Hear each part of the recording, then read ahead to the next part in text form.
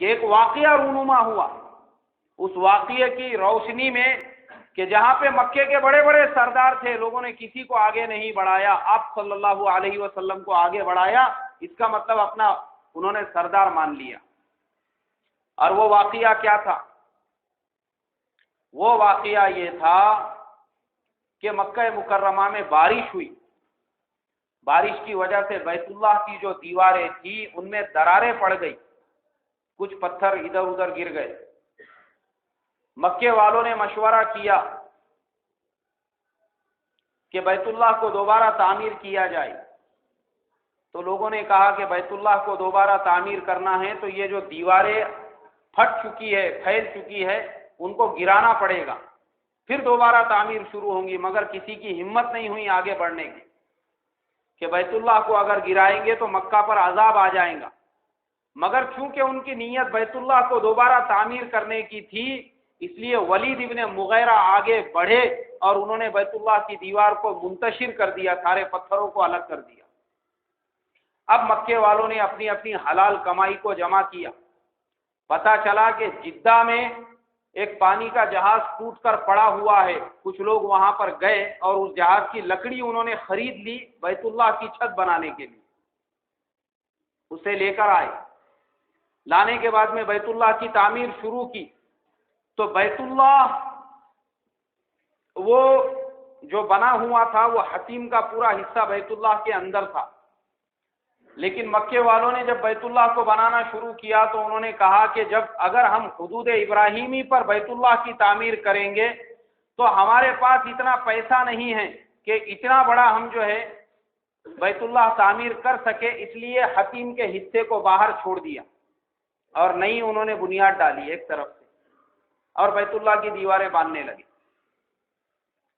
اب جب بیت اللہ کی تعمیر شروع ہو گئی اور بیت اللہ کی دیواریں وہاں تک پہنچ گئی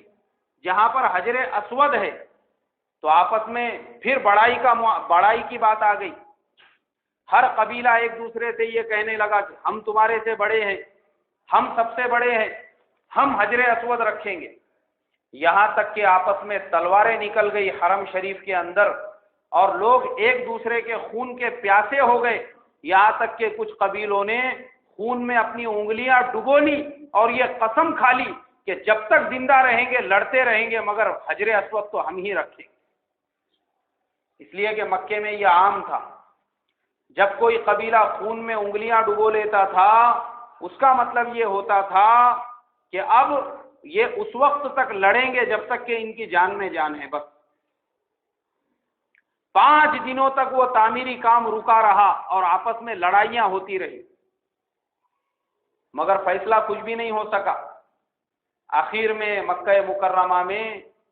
جو قریش کے بڑے بڑے سردار تھے انہوں نے ایک رائے پہ فیصلہ دے دیا کہ ہم سارے لوگ یہیں پر رکے رہیں گے، اور سب سے پہلے جو آدمی صبح کے وقت میں حرم شریف میں داخل ہوگا وہ ہمارے بارے میں جو فیصلہ دے گا ہم تمام کو منظور ہوگا۔ سب نے کہا بہت اچھی بات ہے۔ اب سارے کے سارے جو بڑے بڑے سردار تھے اور لوگ انتظار میں تھے کہ پتہ نہیں کس کے حق میں فیصلہ ہوتا ہے، وہ سارے بیت اللہ کے ارد گرد بیٹھ کر انتظار کرنے لگے کہ صبح سب سے پہلے کون سا آدمی بیت اللہ میں داخل ہوتا ہے۔ رات گزر گئی، صبح کا جب وقت ہوا تو اللہ کے پیارے نبی صلی اللہ علیہ وسلم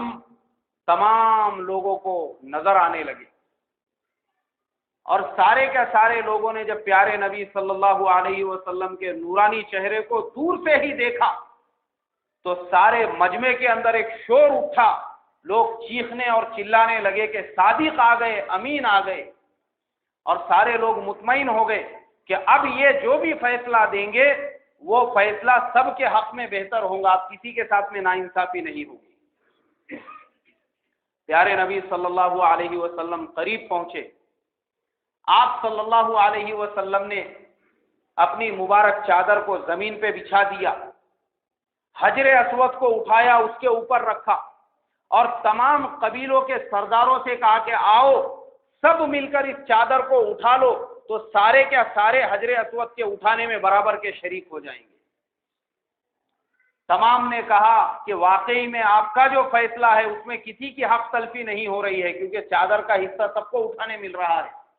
اب نہ کوئی بڑا رہا نہ کوئی چھوٹا رہا، سارے قبیلوں کے سرداروں نے مل کر اس چادر کے ایک ایک حصے کو پکڑا، اس کو اوپر اٹھا دیا، اور جب وہ حجر اسود کے جہاں پر آج حجر اسود ہے اس کنارے پر پہنچے، پیارے نبی صلی اللہ علیہ وسلم نے اپنے مبارک ہاتھوں سے حجر اسود کو اٹھایا اور اس جگہ پر نصب کر دیا جہاں پہ آج بھی حجر اسود لگا ہوا ہے۔ مکے والوں نے آپ کو اپنا سردار تسلیم کر لیا کہ آپ کا جو فیصلہ تھا یہ سب سے زیادہ صداقت اور امانت والا فیصلہ تھا۔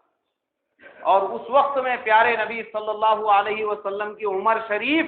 35 سال کو پہنچ چکی تھی۔ یہ اس وقت کا واقعہ ہے۔